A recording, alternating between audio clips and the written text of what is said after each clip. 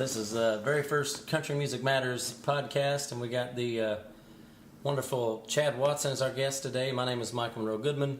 Just to tell you a little bit about who I am in this podcast.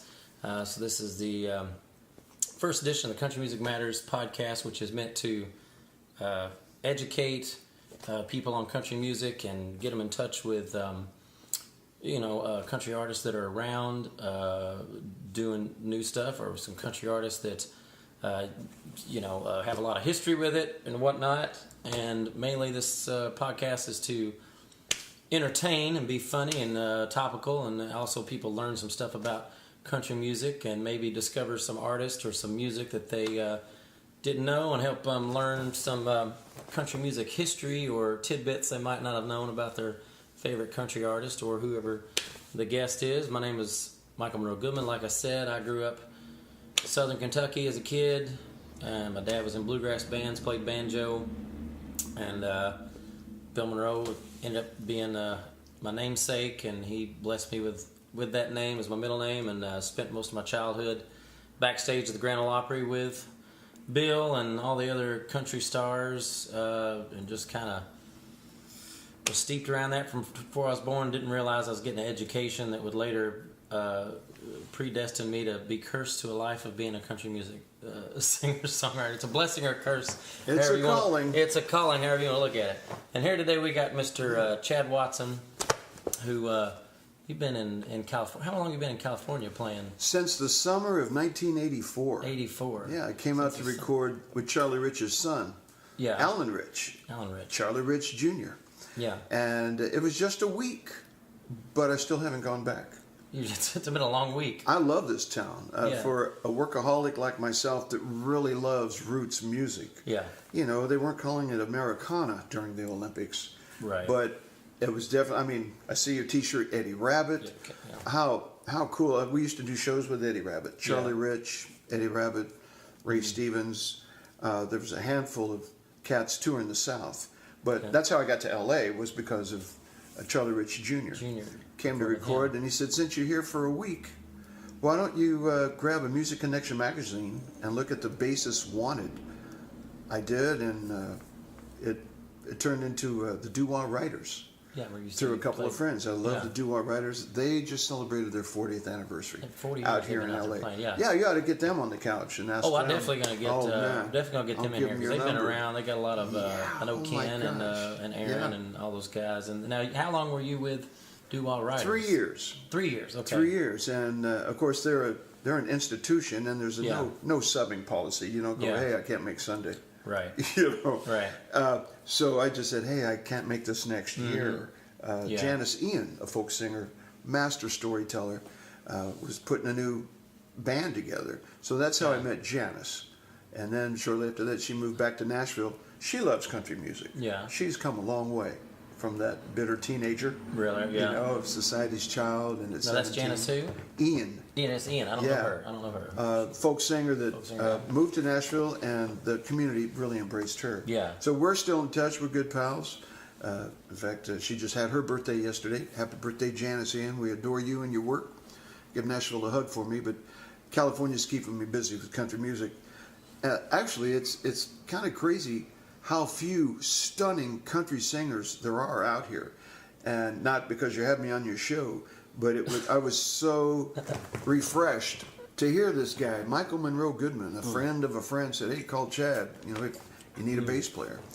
And I've been turning every club I can, and he showcased onto your great singing. Thank you. Of course, I heard that Monroe, and I immediately thought of Bill Monroe. So it was cool to find out that's your godfather. Right. I met Bill. In fact, I did the Grand Ole Opry a couple of times when I was with Ronnie Millsap, all of '79.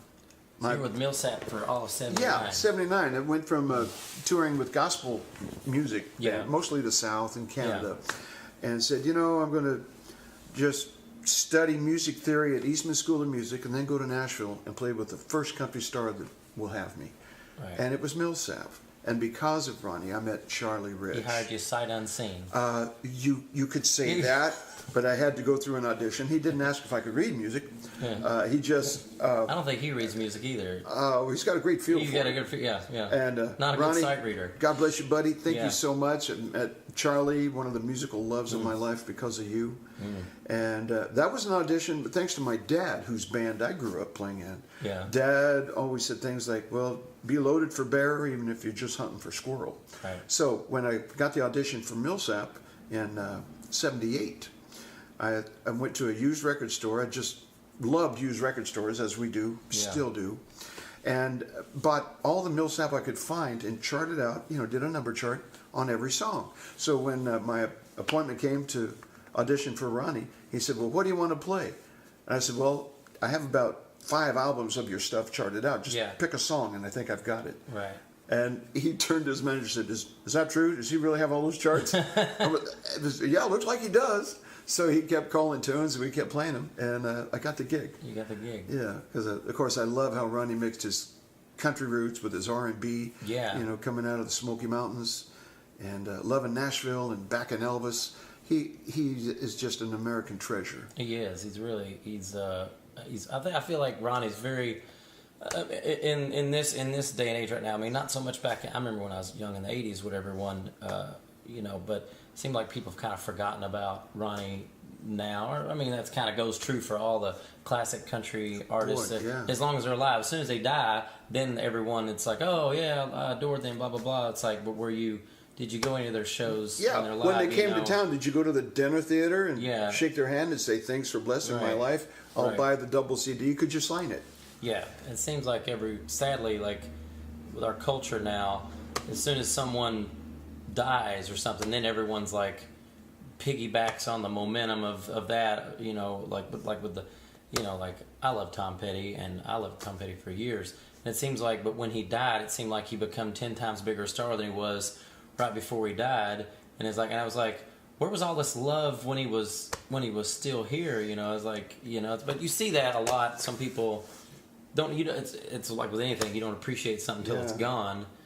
There are places out here in LA that really embrace the early icons of country music. Places that, not that I'm here to promote those, but to say I love the community. Guys like Eli Locke, you, Greg Urba, cats that can play the Tom Petty, but they also grew up playing not only Eddie Rabbitt, but Roy Acuff. I just love it that someone will do Wabash Cannonball on a gig. Right. And in fact, I got to take my wife to meet Charlie Louvin at Amoeba back when he was still with us, and he was promoting a new album of duets.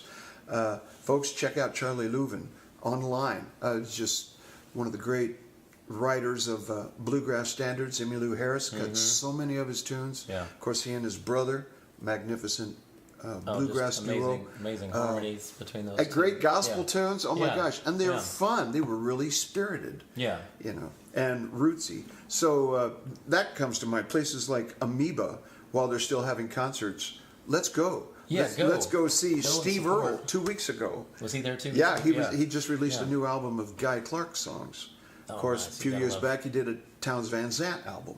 So Steve was, that kid that came up through the ranks, watching Guy Clark, Townes, and Rodney Crowell, and Rex Foster, those kind of cats.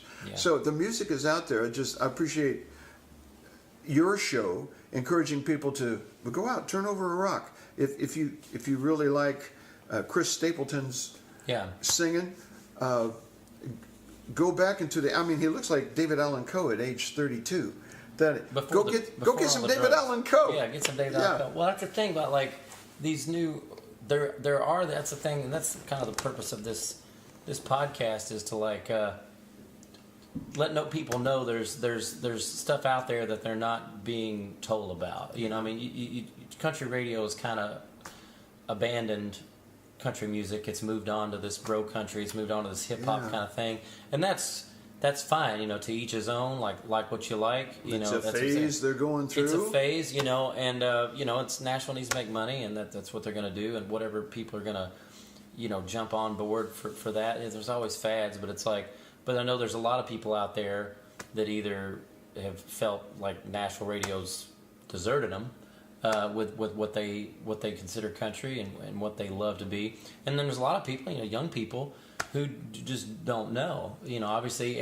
But once they hear it, they're turned on to it, and they're, it's hard pressed to find anyone of any age that doesn't love Johnny Cash. And so you're not going to tell me that, 1956, I Walk the Line, that's outdated, no one cares about that anymore. It's like, sure they do. You play it and people go nuts. And a lot of it had to do with like the Walk the Line movie. It made it relevant to a younger audience. But I think that's what it is you get autobiography, you get biopics, or you get some kind of cultural event happens like Oh Brother Where Art Thou, turned a lot of people on to early bluegrass and Alison Krauss and all those cats.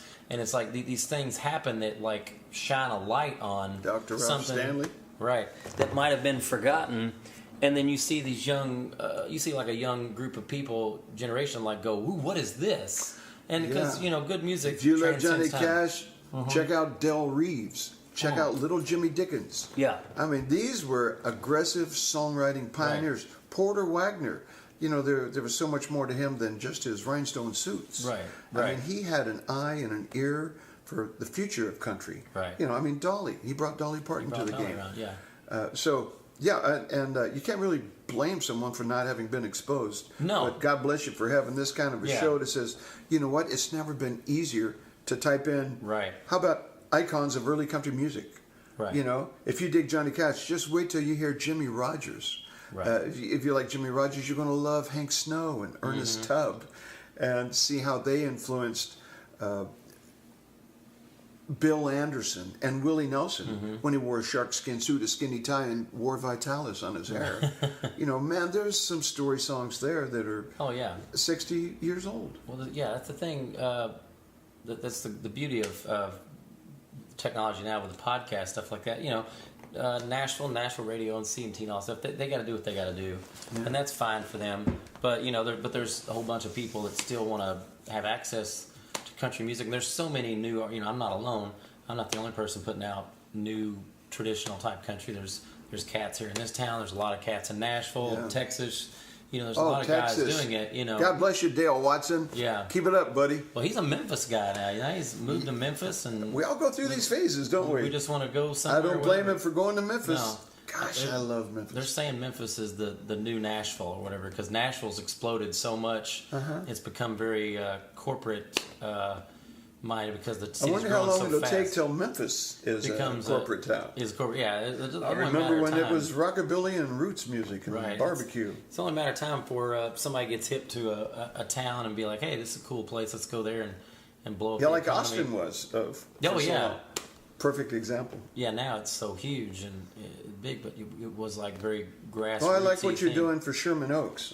Well, yeah, we're going to make Sherman Oaks the new Austin. Bring hillbilly music back to Sherman Oaks. We're just 2 blocks away from Freak Beat Records, where country vinyl is $1 a pop. Right, you can't beat that. No, that's less than a price for download. Now, you can line your wall with album covers. For that's wallpaper. $20. Yeah, that's cheaper than wallpaper. Now you played with Ronnie Millsap for a year. You said, right? Yeah, now, all of '79. What were the big hits? What was his big radio hits when you were with when you were with him out touring? Well, it started taking off for him in the early to mid '70s. So we of course would do "It Was Almost Like a Song," and "Let's Take the Long Way Around the World," and "Let's Take It Real Slow." Yeah, loved that one. In fact, he dedicated that song on the Grand Ole Opry stage. Here's what a family man Ronnie is. Yeah. That afternoon, we were doing sound check, and I said, Ronnie, if there's any way you could dedicate a song to my grandparents, tonight is their 50th wedding anniversary. This was 1979. We're on the Grand Ole Opry stage. Halfway through the show, because Ronnie was a featured artist that night, so we got a half hour. And he starts playing It Was Almost Like a Song. And he said, Chad, what's the name of your grandparents? I said, Orville and Ina Lippold. This one goes out to Orville and Ina Lippold celebrating their 50th wedding anniversary. So, of course, they were in the basement of Kensington Avenue Baptist Church having a big fried chicken and iced tea hootenanny. Yeah. Listening to the Grand Ole Opry, and bless my dad's heart, he recorded it onto 8-track tape. You can punch record on that. it's like a small toaster. Basically, yeah. So we have that. Thank you, Ronnie Millsap, that's awesome. again. My family just appreciates you so much for that. Now that was 79. 79. And then he started getting some really cool R&B tunes. Yeah. Like a button off of my shirt. I wouldn't have missed it for the world. Right. In fact, while we were on the road, we started doing Get It Up, Get Down, Get It On, or Get On, Ow, Chicka Boom Boom. Oh, yeah. Which was fun because, I love those Memphis records, and some crazy bass players influenced me growing up. So he always let me stretch. And he'd also do Honky Tonk Woman.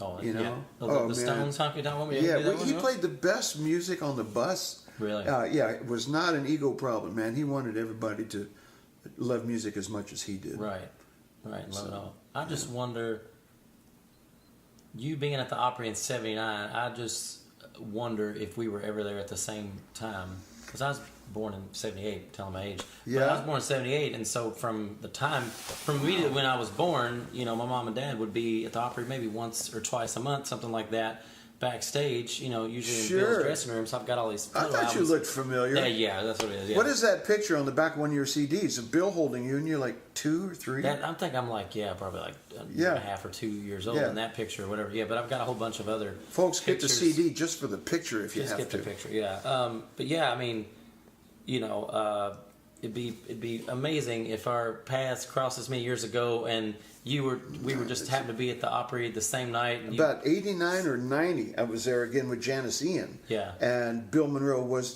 the host. Yeah. In fact, I had one of the early box sets, that they put out that of him. 4 CD box set they got. I had that. Yeah, well, I out. bought the cassettes, You bought of course, the cassettes because I of it, wanted yeah. to play it. So I rushed to the gift shop and bought it and came back with a Sharpie. And I said, Bill, it'd be a great honor if you would sign my box set. And he said, what's your name? I said, Chad. He went, okay. He wrote, thanks, Chat. Chat. I thought, okay, I better just tell him. I said, my name's Chad. Not a problem. He takes a Sharpie and turns a T into a big old D. Big old D, yeah. So it looks like it would appear that we're not really personal friends. Right. But I got his autograph, and if your name is Chad, we could talk. Even better, yeah. Yeah. That's just That would have been 89 or 90. No, but yeah, I don't know that I was going a lot less then. Yeah. Because when I was It was a long drive. before my parents got divorced when I was 3, they were there a lot. Mm-hmm. But then after my parents got divorced, I'd go with my dad maybe once or twice a year or something like that. Up until Bill died, because I know I went maybe about a year, 6 months before Bill died was the last time I was at the Opry, and that was like about the first time I was old enough to really understand the relevancy of where I was hanging out.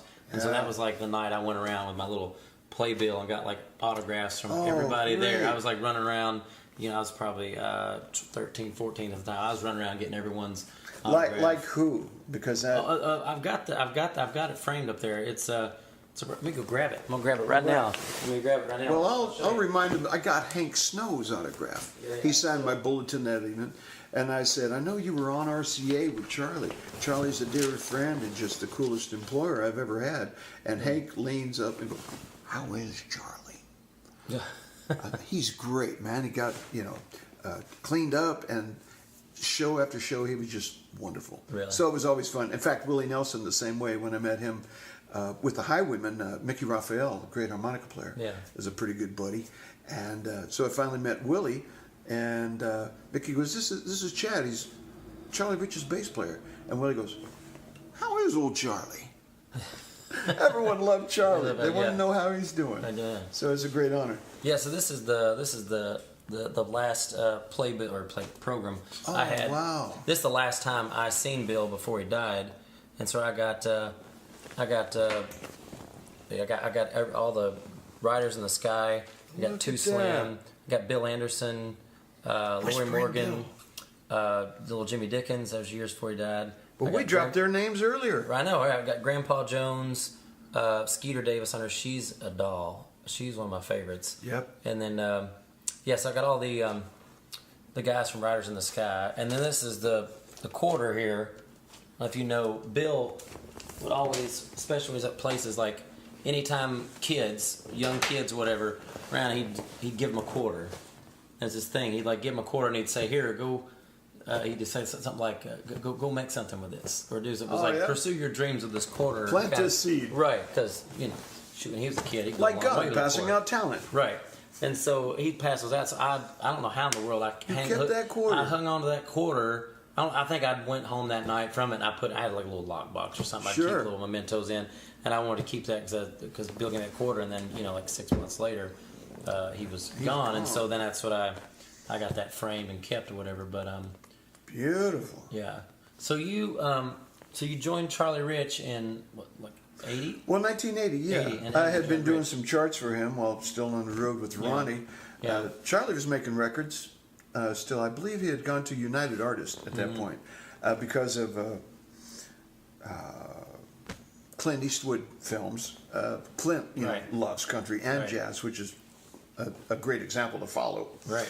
And he had Charlie Rich. He had Millsap also in Ronnie had Cowboys and Clowns, and Charlie had I'll Wake You Up When I Get Home. We always sang I'll Wake You Up If I Get Home. Kind of funny. Yeah. So Charlie would send me a rough collection of tunes and say, could you chart these out for the band? I'm not sure which ones I'll be doing, but I'd like to have charts. So it was a great honor to be doing charts for the Silver Fox. Right. And eventually, just after a year on the road with Ronnie, Charlie started working more, and I had been recording with his son and his daughters. That whole family just sang like birds with the blues. Really? You talk about a calling. They were just called to sing. Yeah. His daughters, Lori Rich, Renee Rich, and his sons, Jack Rich and Alan Rich, Charlie Rich Jr. They all just had the connection. When they opened their mouth and sang, you just could feel it was spirit-filled, but it was also a heartbreaking, aching sound that said, being human is bittersweet, isn't it? And I think that's what we love about our country artists. That's the thing about country music, blues music, folk music, all those. I guess they're kind of like the pain of American music. It's like it's different. Folk has its different. Folk always seems to be more a big picture of life or whatever, like stories, whatever. Blues always seems to be very personal, first person. Less philosophical. Yeah, less philosophical. And then country was like, kind of the white man's, at that time, version of blues, or. 3 chords and the truth. Right. Or you like that, you think of the early Carter stuff like that, mountain music, that just like the bellowing blues of living in the mountains. 3-minute soap operas before there was movie houses. Basically like hillbilly operas, basically. Country music. I like assimilate songwriting. He was your songwriter, and I always assimilate songwriting. I didn't at first, but now I look at songwriting like movies, and so I look at the first verse is like your opening 20 minutes of the movie where you're learning who the characters are. Then you got a chorus which comes in, which is kind of like your first plot point of here's what's coming. And then your second verse is more of the conflict or more details of conflict. Then you have another chorus usually that's kind of like your little button on that, and then you usually have a bridge. If you have a bridge is like your big climax resolve. Yeah, which says, if you haven't understood everything up to now, here's your last chance. Here's your last chance. I'll put it in my Cliff's Notes, and then you'll understand the chorus. Here's how we're going to turn it around. Here's the resolution. Yeah. So then you got your bridge, and then you got your chorus out, which is kind of like your last 20 minutes of a movie where everything's wrapped up in a bow. I think of, because I think it's not with all types of songs, all types of genres, but I think with country especially, because country's maybe the most story-like of all music genres, as far as it needs to be. It's like the lyrics really are. When you think of all the great country songs like Coal Miner's Daughter and Three Wooden Crosses, songs like that are He stories. Stopped Loving Her Today. Right, that one, yeah. I mean, that's think of He Stopped Loving Her Today. When you're listening to that song, you can visualize the whole thing. You see it like a storyboard for a movie. You're seeing the whole arc of the beginning and the end and everything like that, and it's like a story. I mean, I think it's a tough part of writing songs, especially country songs, is you got to tell an hour and a half movie story. You got to tell it in 3 minutes. You got to tell it in 3 minutes. You got to make everyone feel all the emotion and the arcs that they need to feel in 3 minutes and walk away with it. Make it worthy of being played over and over. Right. and it's like a good joke with a great punchline. Right. You know, I mean, if you say, "Hey, Jed, these two guys walk into a bar," I'm like, "Okay, I wonder which one this is going to be," Right. and I'm going to enjoy it, especially if you deliver it well. Right. If you can really So sell yeah, it. so Yeah. we've got to sing these songs like they matter. You do. Or someone else is going to go, "Why should I spend 3 minutes of my life listening to you Right. if it's obvious you wish you were driving to the beach?" Right. You know, Right. no, my heart is in this. I really knew this guy. He said, "I'll love you till I die." Yeah. Okay, tell me more. And again, folks, you got to see Michael Monroe Goodman live, or at least check him out online. Go to YouTube, type his name in, and that band you use, the Honky Tonk Ninjas. Yeah. There's a nickel's worth of humor in that. Well, yeah. There's that. You know, the whole. It's not all tragedy in your world, is it? No, we got to have fun with it. The whole Honky Tonk Ninjas thing came, well, because, you know, if you don't know, one of my most popular songs is Cock Block Ninja, which is this real tongue-in-cheek, satirical, goofy song that all came from a joke or whatever, but, like, it's caught on, so I kind of was like, oh, well, you know, that's a hit song, so I named the band the Honky Tonk Ninjas. Just because as soon as people hear it, they're just interested. It's such a unique name. And no, we don't wear ninja No, clothing it's on not stage, country nothing like and that. Eastern. Yeah. But then I was listening to something the other day. I can't remember what it was, but something about talking about ninjas, and it was talking about like the definition of ninjas, how they bring upon something stealthily and without being noticed or whatever. And I thought, well, that's kind of fitting for my band Honky Tonk Ninjas, because here we are in the middle of Los Angeles, which most people wouldn't think of as a country music mecca, but here And we isn't are. that a great punchline? Right. It's the juxtaposition of two opposites. Right, exactly. I think is the phrase I'm looking Right. for. Yeah. Well, thank you for saying that. But yeah, it's so true about what people wonder what makes certain songs pop or what makes certain songs stick with people. And I think of like Coal Miner's Daughter. I think of like Crazy, Walking After Midnight. And I think that what happens is, you think of like Coat of Many Colors. Or you sing songs like that. And the artist, when they're singing it, they're being vulnerable. They're actually conveying something that's true to their heart, even if it's not a true story. They're tapped into the story of the song. They feel it, and so then that's why people can feel it. Because you could take a song like Coal Miner's Daughter or something, and someone could write a song that kind of has all the same instrumentation, has all the same maybe euphemisms or cliches or whatever in it. That they have to have that and say, oh, we've created another. But if the person singing it or the story behind it is not genuine, without knowing it, other human beings will sniff it out. They'll they might not know why they don't like it, but they're like, I just don't connect with that. Yeah. But then when they do hear something that's genuine, like that's the thing about the human spirit, like that I truly believe is the human spirit recognizes the human spirit in other things, and so when they see or hear something like that, that's why people are so drawn to it. Like fellowship among Christians. Right, exactly. The Holy Spirit will bear witness to itself. Right. And it's going to gather like mercury. I mean, and that's at the spiritual level. But also at just an artistic level, we go and see art in a gallery. Right. I'm connecting with that. But, and the person next to me is connecting with it for maybe a totally different reason. Right. But the muse in music, the muse is flowing, saying, see what we have in common? These emotions that... Yeah. It's the light that binds us all together. Fun. It's like everyone, I believe everyone has light. God put every light in all of us. And a lot of times in this day and age, it's kind of hard to let that light shine. You got a lot of responsibilities, you got a lot of stress, you got a lot of stuff dealing with that. But when you're lined up with your light and your light shines, people are attracted to that, especially with artists who are putting that light into their music. Who are under pressure. Right. To perform at this level. We've seen you perform at this level. We want that person. Right. We don't care what kind of day you had. You're playing from 9 to 1:30, and make it as great as I've seen you do before. Well, thank you. Sure. But now, so do you have any like we'll learn history, but you got any interesting stories about anything you tell us about Charlie Rich that we wouldn't find on Wikipedia? Or something else like that, wonderful things about his approach to music and him as a person. Everyone knows about a couple of interesting stories that are more negative, on the negative side, and the demons that he wrestled with. But what a great family man, and a giant heart for fellow musicians. Mm-hmm. I remember one afternoon in Nashville, you check the mail, and I thought, oh, there must be a mistake here. I got a check from the Silver Fox Enterprises.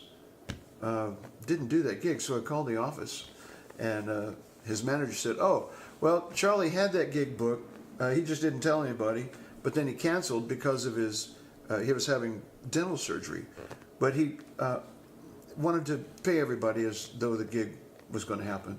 So he just wanted to say thanks, really, really proud of you, thanks for being in my band. It was just, wow, pennies from heaven. Right. You don't get that from a lot of bosses. No. But, I mean, he was down home enough. In fact, the next gig when I saw him, I said, man, thanks. He said, man, I remember when I played all night for $30 and all I could drink. He said, I usually got my money's worth. But he said, I know what it means to be a full-time musician, and I just wanted you guys to know I appreciate you. Now, just for context, that was probably in the early mid-'80s. How much would you get, like, say, for instance, that show that was supposed to happen that didn't happen? Like, he paid $300 a show. You got paid back. That's back in the early '80s. So yeah, you'd go because he didn't work, constantly. I mean, he wasn't on the road. Yeah. Guys like Millsap, they're going to give you a salary because you just say goodbye to the apartment for weeks at least at a time, because there's so many fair dates, community civic centers, high school auditoriums, colleges. And that was like going to college. By the way, speaking of Ronnie, what a sound wizard he was. He loved tuning a room, whether it was a small dinner theater or a college rodeo stadium. Oh, he couldn't wait to get on stage. It all dialed in, yeah, so well, you earned your money with Ronnie. Right. Plus, I learned a lot about frequencies. And, he would be at the front of the stage. Of course, he was so funny. I was, how far do I have to go, Chad? And I go, about 4 feet, and there'd be 4 inches. And but he would know, and the crowd would go, no, Right. So there was so much humor with this guy, but his passion for the music. Charlie Rich, the same thing. Yeah. Another generous gentleman was Freddie Fender. I spent the last 8 years of Freddie's life doing casinos, fairs, outdoor fairs from South Texas to Sacramento, and he would just fly the band. He was so generous. You wanted your Christmas card from Freddie Fender, let me tell you. Really? Yeah, he had a great way of saying thank you. Great way. And musically, he had so much fun. You weren't exactly sure what song was going to be next. Charlie, Ronnie, the same way. They're gifted, down-to-earth guys that were really blessed with genius. Right. In fact, Charlie Rich's son said something to me about his dad that has really helped me deal with, I'm no genius, but it's a great honor to make music for those who are. Mm-hmm. Alan said, talent does what it can, and genius does what it must. So they really have no choice. Charlie hadn't planned on being a crossover artist. Right. It was just his way out of Cold, Arkansas, moving up to Memphis, to combine his passion for jazz. He loved Miles and Stan Getz. He loved hillbilly music. And the way he played, it was like a guy in a Pentecostal church with the blues. Right. And then that country velvety voice just rolled out of him. It's not like he planned that formula. That's just what you got when you hired Charlie Rich. Yeah, I think it's just what happened. I think a lot of times with anything, with being a musician or being a comedian or whatever like that, you might have some ideas of where you think you want to go, but then you kind of stumble across some things that are within you, and people go, "Hey, we want more of that." Give me more, exactly. Yeah, and you discover more, what it please. is. And Charlie's like, "Okay, well, Billy Sherrill, the producer, thanks. That seems to be working. Let's do another album with these pickers." Right. It's like you find that magic that just everything lines up. You think of you think of would Buck Owens be Buck Owens if he hadn't found Don Rich? Just because it was such a crucial chemistry that they had together, and I'd say not just musically, but like spiritually, as such good friends, that they had such a connection with that. So it's just like, Buck found Don. It was just like bringing another soul brother in there with him that got it and was on the same page and wanted to do the same thing. And they was, that's why, I mean, Buck said Buck never really had his own hit after Don passed. He had the hit with Yoakum years later, but like Buck was kind of relegated to being this, the legend he was, and being on Hee Haw, because when Don Rich was gone, it was kind of like that part of his sound wasn't there. It was kind of. And thank heavens we had that for as long as we did. Yeah, I mean, it's a blessing that you have it and as long as you do. Just in case you don't know what we're talking about, go to YouTube, type in Buck Owens and the Buckaroos, right, and type in Buck and Dwight. Pete Anderson did a beautiful job of producing a couple of Buck records. But of course, I know Pete he's one of my heroes. I know Pete, produced all those big early Dwight Yoakam records. I didn't know that he produced a couple albums for Buck later. Yeah, later in fact, in the years. Hot Dog. It was a follow-up after Buck and Dwight hit. Right. Buck's career was revived. Yeah. If you want to use that term, Yeah. at least the music business, because he was a brilliant businessman. Oh yeah. And a lot of folks don't know that. And a publishing wizard. Yeah. But what a joy to meet him and shake his hand, and he was really concerned that fans get their money's worth. Right. Well, I mean, you say that. I mean, I don't know if a lot of people, this. A lot of people don't know that, like, the night Buck died, he was playing, the Crystal Palace in Bakersfield, which was his venue, and he played there. I guess he played there several nights a week up until he died. It was his house gig, it was his place or whatever. And he went in there to go play one night and didn't feel good at all, and told the band he was going to go home and rest. The rest of the band could take over for that night. And as he got in the parking lot to leave, there was a couple pulled up. And I think they drove from Oregon.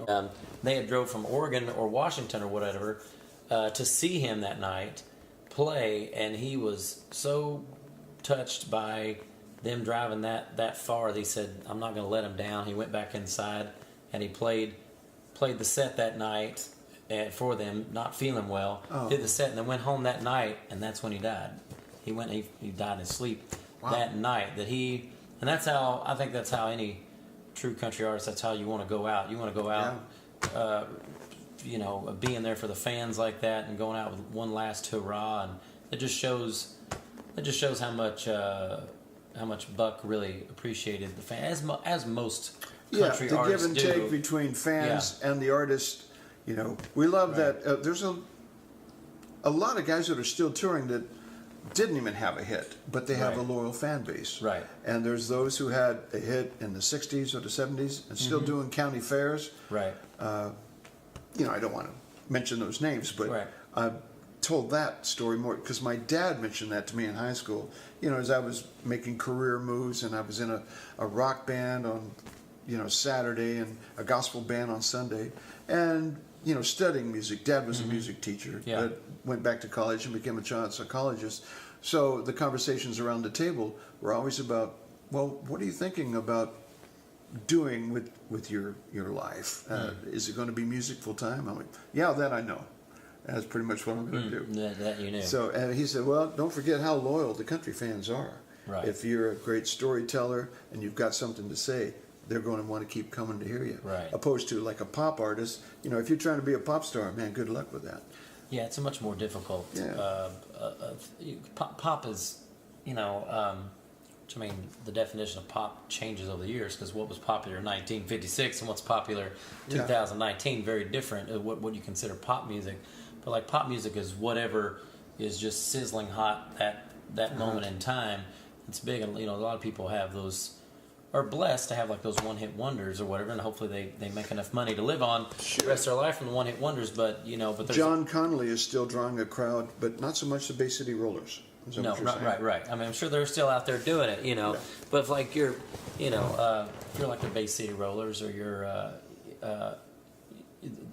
band like the Proclaimers, or something like that, you got that one big hit you had. 100 Miles. Right. I love that record. That's a great. Hey, that's a where great are they one. playing? Let's go see them. Let's go see them. I Let's think take they them your still country tour around. record. But like you got, if you're one of those bands, it's got to be tough to like go out there and do a show and to fill an hour and a half, knowing that like you've got that one song that people are going to go nuts for, and they might not know the rest of your catalog. I mean, like the diehard fans. I'm sure there are diehard Proclaimer fans who know every single song, that they do, and God bless them. That's great. But there's bigger number of people just know that one song, and they're just kind of crazy about that. So it's got to be tough for pop artists like that to stay energized, knowing that they might only be one of the. But I will say this too. I was in Vegas back in 05 or 06. I went there with friends. First time I went to Vegas. First time I ever flew an airplane as an adult. And you got to get out more. I didn't get out much when I was a kid back in Kentucky, but then went to Vegas, and I was so disappointed first time I went to Vegas because I wanted to see Wayne Newton. I'd always wanted to see Wayne Newton, and he was like on a 2-week break or whatever when I was there, and so I was like talking to people there, and I was like, I wanted to see Wayne Newton. He's not playing while I'm here, and they said go see Clint Holmes, and they go, you're gonna love him. And I didn't know who Clint Holmes was at the time. And I said, okay, so I bought a ticket to go see Clint Holmes. Phenomenal. One of the best show bands I've ever seen in my life. Such a versatile band. Amazing. He's like one of those he's kind of like a Johnny Mathis or a Wayne Newton, like big show band, big voice singer. And anyway, put on a fabulous show. He did some Sammy Davis Jr. tunes. He did a lot of great songs. He did some stuff he done. But he told this wonderful story of his one hit when he was, I think, it was the 60s or something like that. His one hit was My Name is Michael, I Got a Nickel, I Got that song, which was a hit. And that's the only hit that I know of that he had. And he talked about it in this in his show. And he said, sometimes, it's kind of rough. Like, he's like, people ask like, well, how do you do a show, or how do you feel only really having that one big mainstream hit, whatever like that? And he said, well, how many do you have? Better to be a has-been than a never was. That's true. So you'd be blessed with at least a one-hit wonder. That's in this day and age, especially this day and age, with the way the music industry is now. If you get one-hit wonder, you're blessed, and you ride that. Especially if you ride it wisely. You kind of. And if you can follow it up by being entertaining, by being you'll good, get work. That always helps too. Being good helps as well. I want to talk a little bit about you. We talked about a little bit about Charlie Rich. Well, let's talk first. We're gonna move on. Now I'm a little naive. You're saying that Charlie had some demons, or Charlie had some things that irked him. I'm not aware of what were there things that mistakes Charlie made or demons he had that riddled his career. Yeah, like a lot of cats that were on the road. Alcohol problem. Yeah.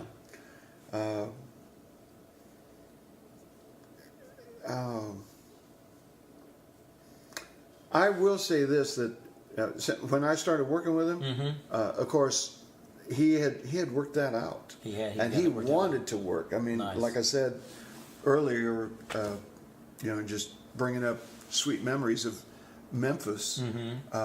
He loved to play. He loved to work. And once he got that straightened out, he was great to hang with. He was a fun daddy to his kids. Right.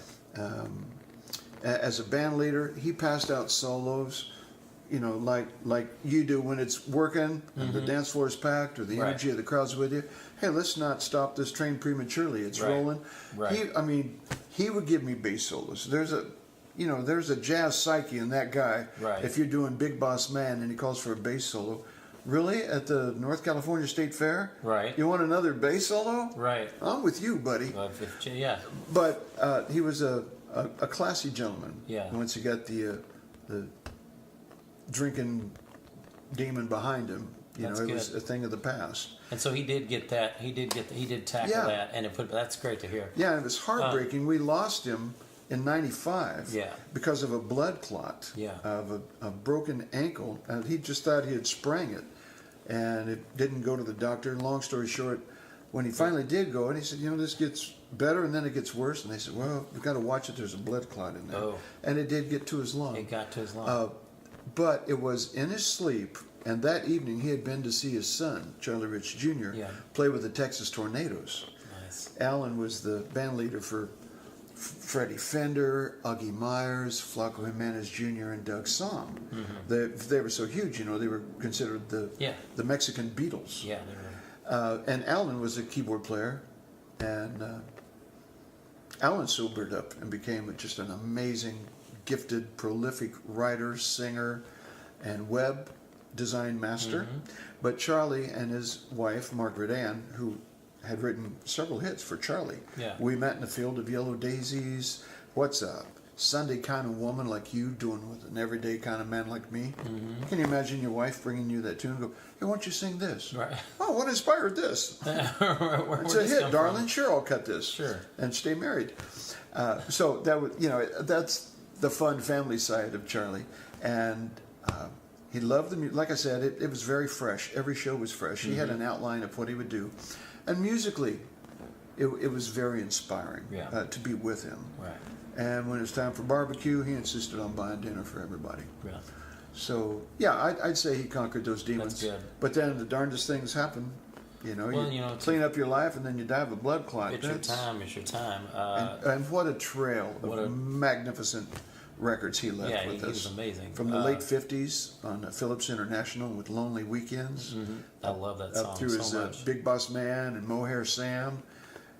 And then Billy Sherrill got a hold of him and said, let's try a little orchestra in there with your piano playing.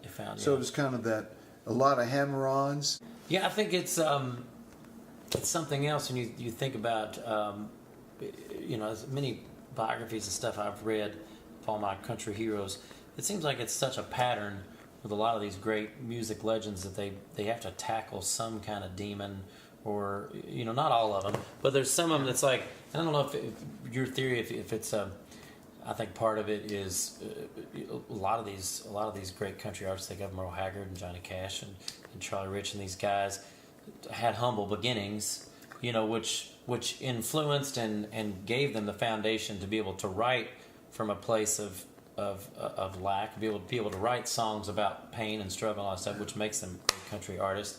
But it's like also too, it's like maybe they have unresolved stuff that once the fame comes and they have to deal with all this stress, they have to deal with all the everything that comes with fame, that their way out is through some sort of drug or drinking or whatever, and then it might take them a while to figure out how to balance that or conquer it or get over it. There's also the element that folks that haven't traveled don't realize you've got a lot of time on your hands traveling. Right, when you're and traveling. how am I going to fill this void? I miss my family. I'd rather be with my kids.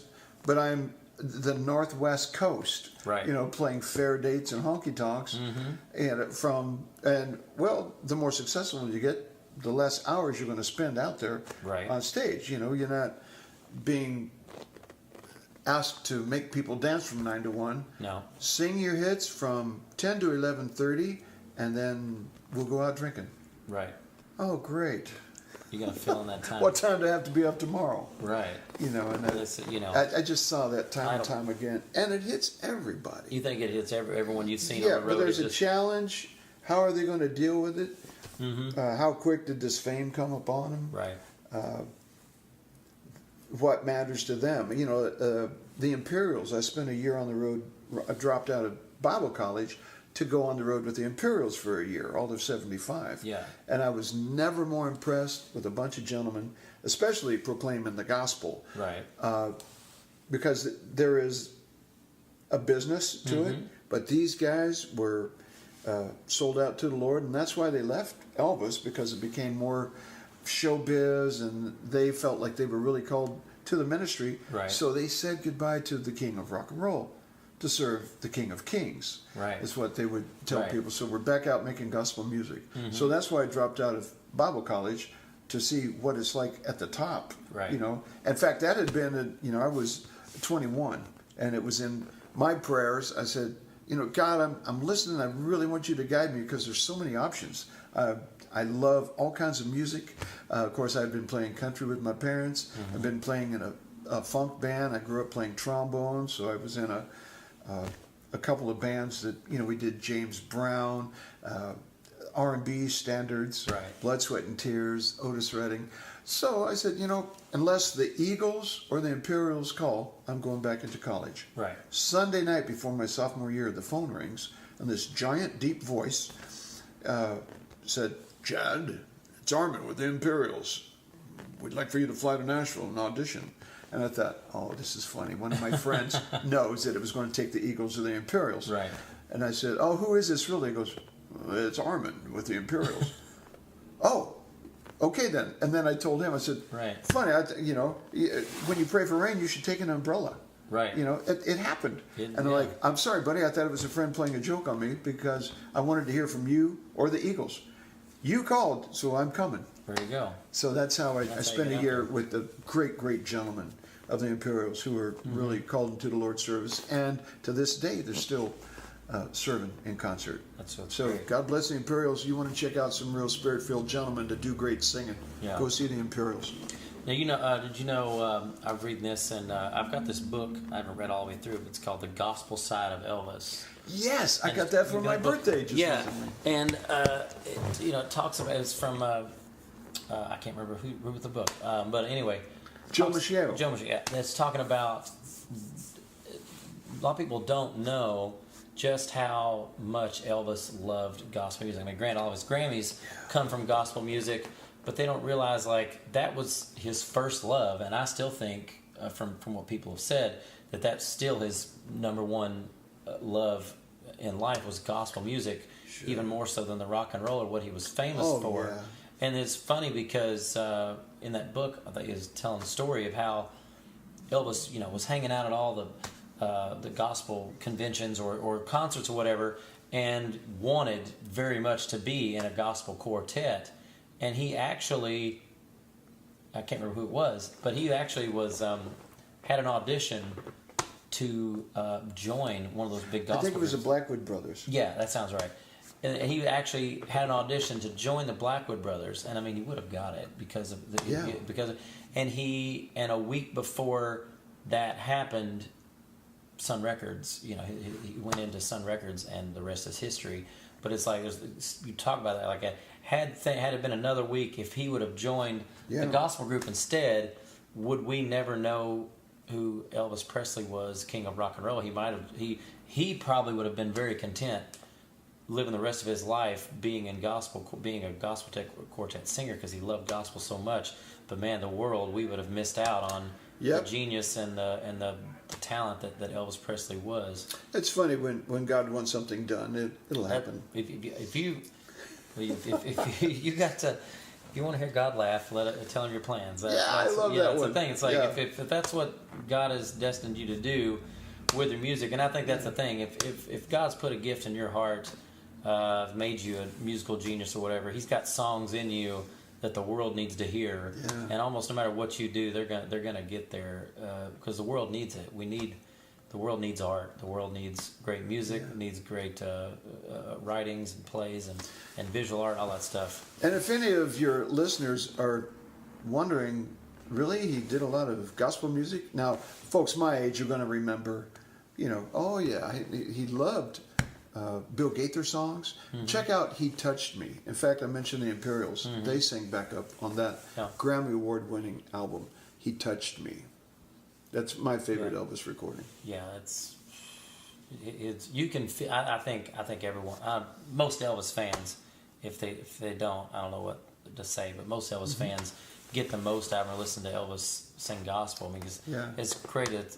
He made every song his, but like, man, there's something when he's singing gospel. You just a whole nother level of him in it when he's singing the gospel music. You can tell he really means it. It really speaks to him. And Joe, who wrote that book, knew what he was talking about. He had been in the Imperials through the gospel days and on stage with Elvis. And Joe became quite the executive in the publishing world as well. And what a great storyteller. And there's pictures of the Imperials with Elvis, Carol Channing, and Larry Gatlin also spent a little time with the Imperials. Oh, nice. Back in Elvis. I'm not sure when he pitched his songs to Elvis, but Elvis got a couple of Yeah. Larry Gatlin songs Yeah. too. On Christopherson cut a couple also Right. with Larry. But yeah, Larry Gatlin with the Imperials, and big fan of your stuff, Larry. Keep it up. Now let's talk a little bit, before we get to playing some songs, let's talk a little bit about you. Now you moved out here in LA in '84, Yeah. you said, and you met your beautiful, wonderful wife, Pam, who's also a phenomenal singer. Pam Lowe, California Country Music Hall of Famer. Mm-hmm. We like and to y'all say. y'all play together quite a bit.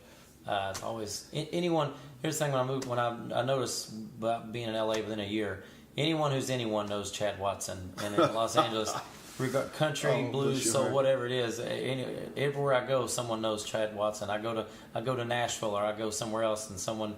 I say, oh, I live in LA. They go, you know Chad Watson? I'm like, well, yeah, I do. That guy will play bass for anyone who calls him.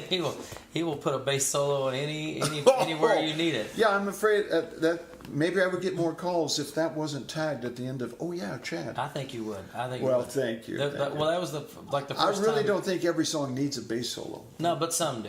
Well, but every Most could use it. every song needs Chad Watson bass solo.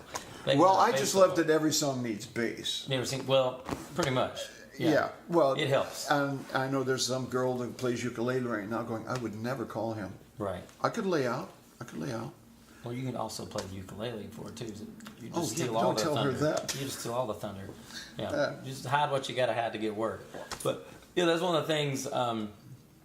With the exception, back home in Kentucky or your bands I had back in Kentucky or bands in Chicago.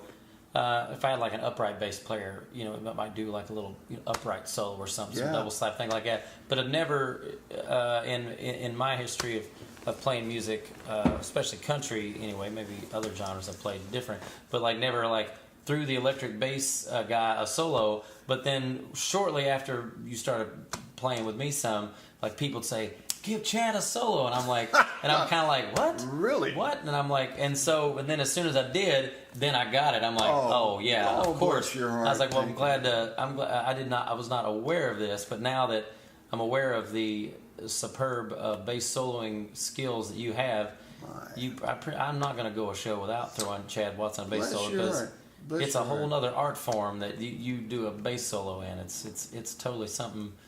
It can't even be mad. You play the melody better on the bass than I can on the guitar. That's for sure.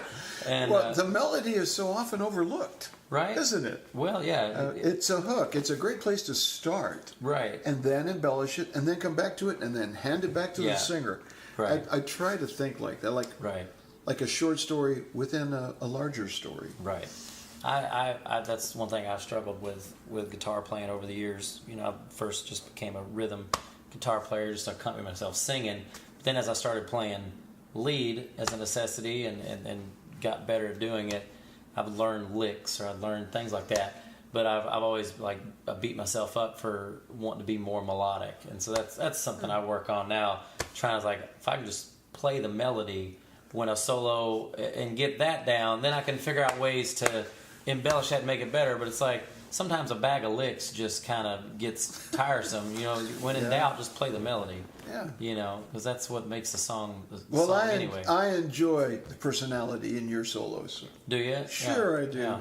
And I've got 3 licks, and I just do them different orders, so people and don't you realize. know the guys to call. You Huh? know the guys to call too. And when you got a dance floor full and the energy's pumping, and the band is grooving.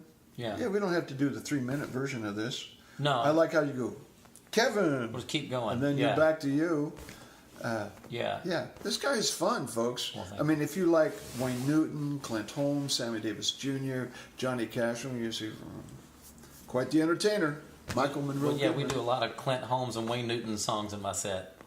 I would like to do Michael, we should. I've Got a Nickel. Why don't you throw that in your show? We should do that one. Yeah, we could do that. We could do a country. We could version do a of medley of Clint Holmes hits. We could do it. We could do it. He would. I'm sure he would appreciate that. Phenomenal. If you're in Vegas and you see Clint Holmes there, go see him. He's amazing. And go see Sal Santiago in Vegas also. I don't know Sal Yeah, Santiago. he hosts the open mic on Sunday afternoons. Where at? You know what? You'd have to go to Facebook, Sal Santiago. Sal Santiago. Check it out. That's Tell open him mic. Chad and Michael Monroe Goodman sent All you. right. Well, that sounds Our good. buddy Mike Smart plays bass for him. Mike is the son of Sue and Del Smart. out here, legendary country husband and wife duo on Capitol Records. Cliffy Stone produced them. In fact, these are some more California royalty names that you enjoy. If you really love what he's up to, you'll like Cliffy Stone, Hometown Jamboree. Cliffy had Johnny Cash, the Collins Kids, Ferlin Husky, just all the royal country western acts out of the South would come to California and do the TV show. So, talking about an entertainment, that's Cliffy Stone, Ferlin Husky, Simon Crumb, all these, just Google them. And that's the best I can do. Since your show is about being informative and entertaining, also, it was Townes Van Zandt that I first heard say, "I'd like to do a medley of my hit." And then he'd sing Pancho and Lefty. Right. So that's where we steal that one from. Though he, of course, had a ton of tunes. Thank you, Townes, for all you brought. Phenomenal. You and Guy Clark. Yeah, those guys are just on a whole nother level as far as songwriters. That's I would like to be that one day. Would be nice, but You're still Jim young. Lauderdale. I'm young. Jim Lauderdale, yeah, Jim man. Lauderdale. He's one of Oh, my yeah. heroes too. And you think of all the hits he wrote for George Strait and other guys, but just him himself, just a great. I guess he's got a couple of tunes on the brand new George Strait album that's Does fixing he? to come out. Is it? Yeah. Oh, okay. I just saw I haven't it. listened to the whole album. I've listened to a couple tunes, but that's good to know that there's some new Lauderdale tunes on. And the if you George like Strait Jim album. Lauderdale and Dale Watson, you'll also love Buddy Miller. Buddy's an old Buddy friend Miller. of ours. We were doing Casuals with Lee Harper, my wife Pam Lowe, and Buddy and I started writing Christian kid songs. I like being Cowboy Chad for Right. situations, preschools, elementary schools, just encouraging kids to just be themselves. Right. And think about what you want to be when you grow up. And don't invade other people's space, but you're the best one in the world for being you. Right. So Buddy and I were writing songs, and he said, "Hey, my wife got a record deal in Nashville. It's a Christian record deal. Julie Miller, great talent. Emmy Lou's covered some of her tunes. Yeah. Emmy Lou Harris. So Buddy, we'd been doing Casuals and writing some kid songs. So he moves to Nashville, hooks up with Jim Lauderdale. Buddy and Jim, in fact, they still have quite the radio show on Sirius Radio. Check out Buddy Miller and Jim Lauderdale. Gotta check that out. So you like great storytelling, great singer-songwriters. There's a couple of our friends, Jim Lauderdale and Buddy Miller. And we're going to cut. We're going to do some original songs of yours as All well. right. We're going to record that. I'll share a song or two, and we'll wrap Let's this pick. up. And if you're in the LA area, anytime you can come see me and the Honky Tonk Ninjas. Chad might be there, or go see Chad Watson, Pam Lowe, and Hip Shot. Anytime they're playing around, Chad's doing a lot of session work during the day, but he's usually playing with somebody. That's a big deal at night. It's because everybody knows and loves Chad. He's always playing with somebody. So Cowboy Palace Saloon in Chatsworth. It's Yep. been good to Michael and me. Maui Sugar Mill in Reseda. And we just played Starting Gate in Los Starting Gates. Alamitos. Yeah, we play that. There's Sunday. Swallows great. Inn. Swallows I mean, Inn. if you're watching this show from the East Coast, you're like, well, where do you play? Right. Just thought I'd mention a couple of these joints that say, hey, man, keep it real. Yeah, there's a lot of Come in and play there's a all lot night. of great dance hall country Yeah. venues here in Southern California that a lot of people don't know about. Like I said, there's Cowboy Palace in Chatsworth, which is featured on Dancing with the Stars and countless music videos or TV shows all the time. But they need like a country honky tonk backdrop. They go to Cowboy Palace for Yeah. a TV show. There's Joe's in Burbank, which has music every night of the week. They have country night on Fridays. They have a lot of great other jazz and swing and stuff there as well. Swallows Inn in San Juan Capistrano, legendary venue down there, has country 2 or 3 nights a week. Mothers. We at play the beach. Mother's Tavern, which is in Huntington Beach. They have Mother's a variety of- Tavern. You of gotta music. love a place called Mother's Right, Tavern. you gotta love Mother. And so they have a lot of great variety of music there. Like I said, we play Cowboy Country, which is a historic dance hall, been around for a long time. Ken's got a great spot there. In Long Beach, featured in Thelma and Louise and some other movies and stuff have been filmed there. I think the other place. We play Stillwater, which is a great dance hall venue down in Dana Point? They did country a couple nights a week down there. Great dance floor. All the way up in a little outside of LA, all the way up Apple Valley. near Roy Rogers' Yeah. place up there. There's the Cadillac Ranch, which is a great honky tonk venue. They have country music every weekend there, play there. So they're out there. There's still honky tonks. It looks around. like a miniature Broken Spoke. doesn't Right, it does, doesn't it? It's Yeah. like going in to see Dale Watson there at Yeah. in Austin. Yeah. It's all right. Here we go. Now we Sing got some tunes. Chad Watson going to share some of his songs with us. What's this one here, Chad? Well, you know, they tell you right about what you know. Right. So here's one about food. This showed up on an HBO program called The Riches. Eddie Izzard and Minnie Driver. This is playing in the diner after she gets out of prison and her family comes to pick her up. So if you think a song sounds familiar, maybe you heard it. Maybe it was on a jukebox in the cafe outside the prison. It's called I Love a Cafe. Now when I don't feel like cooking, I just get in the truck and go looking for the old-fashioned down-home diner I might have missed. It's a late-day blue plate special I can't resist. Gotta have a chicken fried steak and the gravy white, a bowl of okra steaming on the side, crackling cornbread and sorghum soaking through. And to wash it all down, the coffee freshly brewed. 'Cause I love a cafe. I love a cafe. Don't you love a cafe? Don't you love a cafe? There ain't no substitute if a homie is what you crave. I love a cafe. I love a cafe. I hear you love a cafe. Don't you love a cafe? Gonna find me in a place with breakfast served all day. I need me a waitress with two first names like Betty Marie or Emma Lou. It don't matter what the name on her blouse is, a fine sugar will do. She knows an extra dollar would be hers if she takes care of you. If there's a juke in the corner, it's 3 for a quarter. I play the possum and I decide to order home fries, a hash brown with that almond from my chicken menu. And to wash it all down, the coffee is freshly brewed. I love a cafe. I love a cafe. Don't you love a cafe? Don't you love a cafe? There ain't no substitute if a homie nook is what you crave.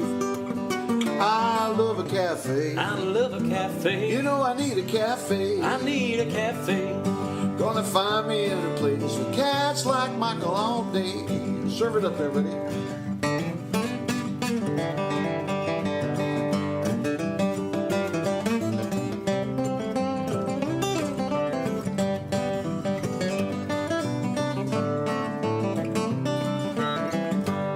I'll have a second helping.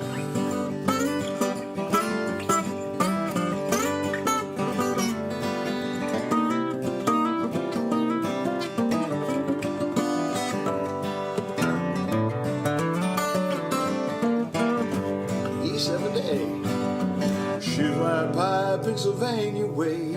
Way down south, it's lemon meringue. Fresh fruit cobbler in the Midwest states, and out west blue cornmeal and honey butter paste. Just desserts, it's a matter of taste, but I know you'll agree if I say I love a cafe. I love a cafe. Don't you love a cafe? Don't you love a cafe? There ain't no substitute if a homie nook is what you crave. I love a cafe. I love a cafe. Don't we need a cafe? Don't you need a cafe? Gonna find me in a place with breakfast served all day. Yeah, you're gonna find me in a place with breakfast served all day.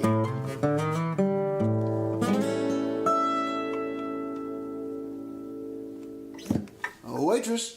Don't you love a cafe? That's You a know, good there's one. a funny story. It was a joke for so long, but I was at a diner with my wife and our youngest boy, and they know this had been one of my favorite jokes forever. And I finally got a chance to use this punchline. The waitress walked up. I obviously wasn't done with my omelet. Right. And she said, "Do you want a box for that?" I said, "No, but I'll wrestle you for it." I think it was more of an inside family because they know that's one of my favorite jokes. Right, And when that's a she good one. walked up, they looked at me like, "You're gonna follow through, aren't you?" Right. So there's one of my food true stories. I love that joke. That reminds me, years ago when I lived in Nashville and I worked as a bank teller at the AmSouth Bank, and this girl that worked the window with me, she was hilarious, and so we just cut up and had fun of time. But she was like, she told me, she's like, I grew up very sheltered. She's like, I was just very sweet, innocent, like didn't know stuff, and said that her and her husband, they went to a wedding, and somebody, the people had wrote on their windshield of the wedding car or whatever, said, you've seen her wrestle, now you'll get to see her box. And like, and she did not, she's like, what's that mean? What's that? She was like, I don't know what that is. Her husband had to like explain it to her, the And where was she from? Tennessee. Tennessee? Yeah. So she's like, it was just such a funny joke. She's like, what's box? What's that mean? Huh. And she really shared that. She just admitted, she's like, yeah, I was real naive. I did not know Well, speaking lingo. of naive Yeah. and country situations, my folks didn't drink. I mean, I was shocked in high school when I found out my mother liked a daiquiri every now and then. And asked her about that. She said, "Oh, never really. None of our, they grew up on farms and they were hardworking people." Right. And she said, "I remember when your dad and I first started dating. We went to one of our college gatherings, and someone asked your dad. She said, Chuck, would you like any cold duck?" And he said, "Oh no, thanks. We ate before we came here." So she said, "That's when I knew I was dealing with a guy that didn't really drink much." Didn't really, yeah.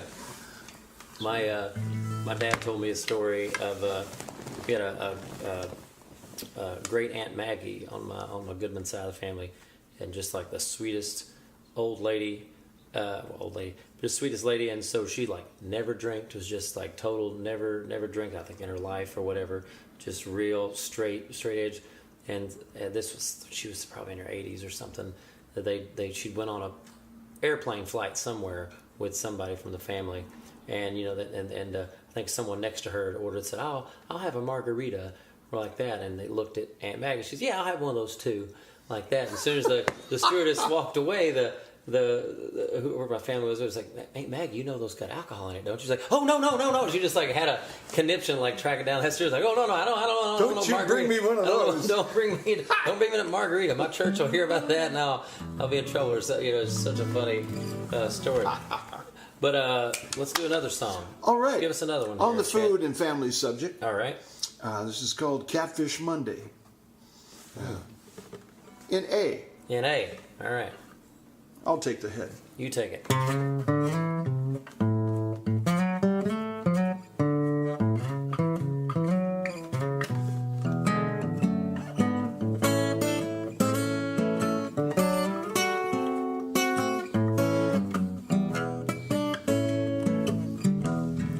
Pleasure was simple, chicken and dumplings, Sunday afternoon.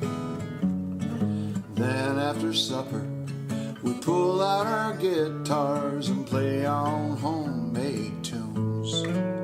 We'd have Mom on piano, Dad on that upright. Oh, how my sisters could sing. Then the neighbors would come by. I'd play guitar all night. I guess some things never change. We'd have catfish Monday, crawfish Tuesday, Wednesday poultry, and iced tea when Thursday. Friday was payday. Saturday sleep played on Sunday. But on Sunday we'd go hear what the Lord had to say. Then we'd play.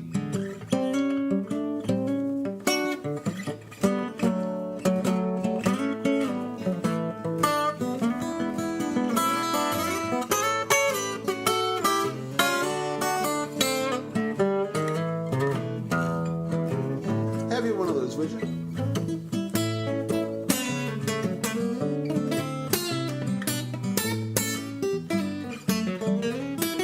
Smell the hush puppies.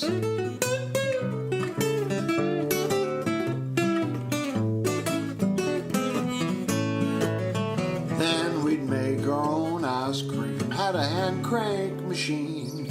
Me and my grandpa took turns while grandma dropped in those berries. Hey, the memories I cherish are sweet as cream in a churn. We'd have catfish Monday and crawfish Tuesday, Wednesday poultry and iced tea when Thursday. Friday was payday, Saturday sleep late on Sunday. But on Sunday we'd go hear what the Lord had to say. On Sunday, every Sunday, we'd go hear what the Lord had to say.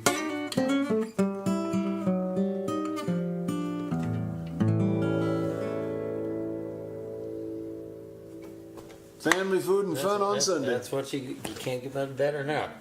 Oh, those are on YouTube if you wanted to. Yeah, you can find those. You got those out there. Either Chad Watson or Chad Watson and Pam Lowe, Loe. Got to do that in a diner, and then went next door to the used record store and sang "I Miss the Hiss."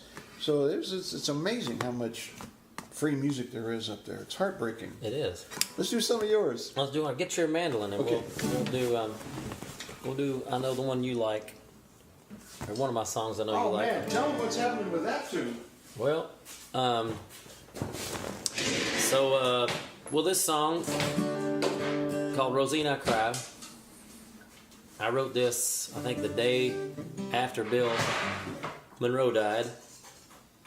I was at school in the library, and just kind of hit me, and all of a sudden I just heard pretty much the whole song in my head.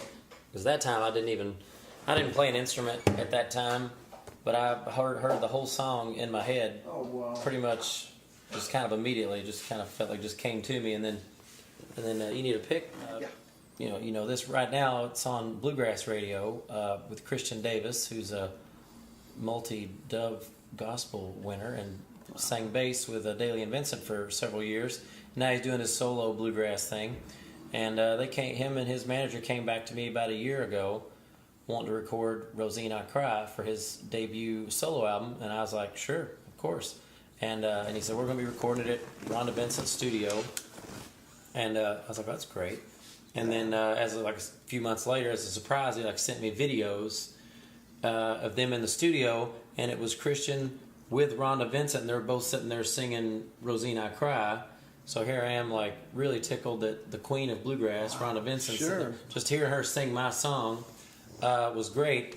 And then he told me a week or two later, surprised, Rhonda decided to record it as a duet with Christian for his album. So I was just thrilled that there's going to be a version out there of Rhonda Vincent and Christian Davis singing this song that I wrote when I was 14 or 15 years old. And it's the first song I ever really wrote. I wrote one other song around the same time. That was when my grandmother had passed. I wrote it about my grandmother and my uncle who'd passed not too far from each other. And I wrote that song, and I wrote Rosina I Cry all about the same time. Those were the very first songs I started hearing in my head. And so it's really great to hear. But here's a really funny thing. Foolishly, I don't know why, because I should have known better. I should have known better. But at the time, for some reason, I thought Rosine was pronounced Rosine. And so when I first wrote the song, it was called Rosine, Where Do You Hide? And I wrote it that way, and then, because I don't know why in the world I thought it was pronounced wrong that way.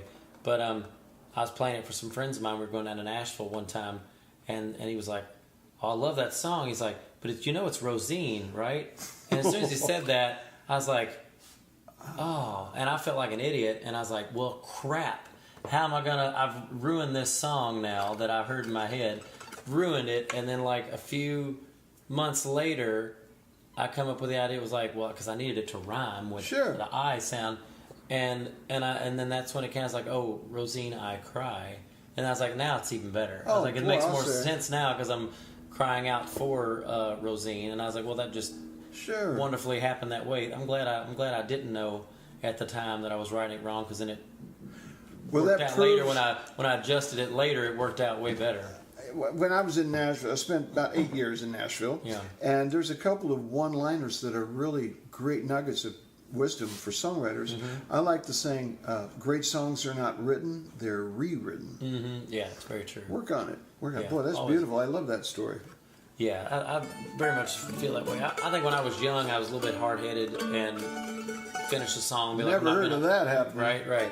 And I'd be like, well, I'm going to write the song and I'm not going to touch it or whatever, or it's done or whatever. And luckily, It's a masterpiece when it shows up, man. Right. When I got older, I started realizing, like, no, and I've heard some other people say it, like, a song is almost, some songs are never finished. Yeah. Because you might change a word to fit the times, or you might change a word later that it means more different things to you as you're singing it or whatever, or you might just, with time, you might discover that a line was better. Yeah. You know, The song matures as you do. yeah. So sometimes I'll write a song and I'll have it for a few months or a year or whatever until I might hear something that works better and be like, oh, now it's done, or you know, whatever like that. Something goes on. But this one is Rosine, I Cry, and you're gonna play this beautiful Gibson man. What year is this man you got here? In 1917. Wow. Yeah, the Gibson. Beautiful. That is beautiful. Yeah, I just I can't adore wait to hear it. it. I appreciate the Can't wait to Pastor hear it. Chuck down the street saw me leaving the house. Pam and I lived in the same neighborhood since about 2002. And the preacher came down and he said, I see you leaving almost every day with several guitars and that upright bass. Do you play mandolin? I said, yeah, I do. I love the mandolin. And he said, well, do you have a good one? I said, well, I've got a workhorse. And he said, well, come down to the house. I want you to see something.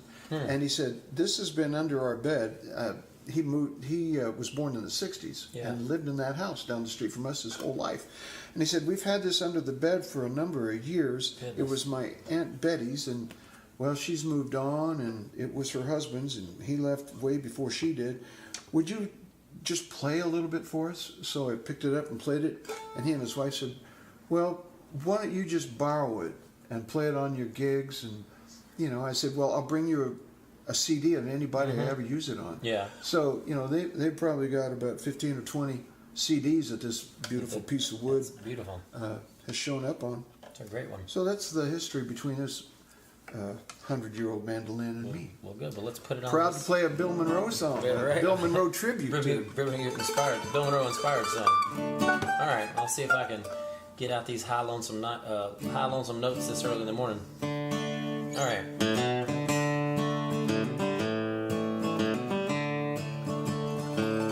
There's a place in western Kentucky I know that is hidden way back in the trees.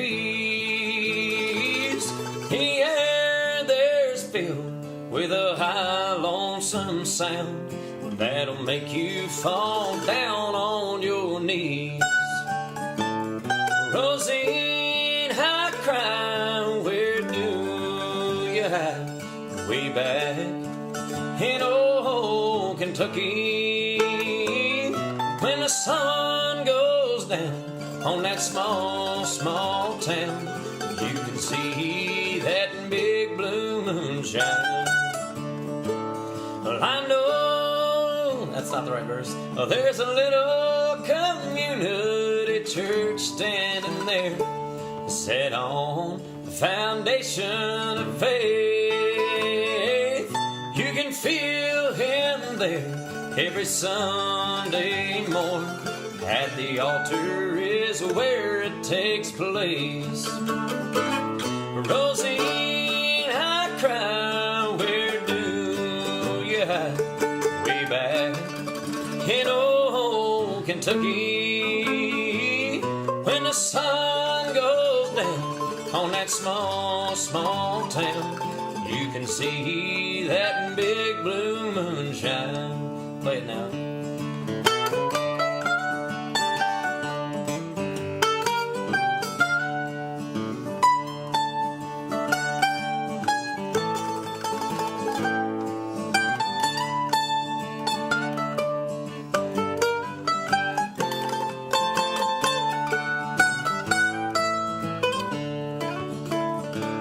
Now I know Bill's there somewhere in the pines. I can hear that mandolin play. They lay down 6 feet in the ground, but his memory will not go away. Rosine High Crown, where do you hide? Way back in old Kentucky, when the sun goes down on that small, small town, you can see that big blue moon shine. You can see that big blue moon shine. Yodelay.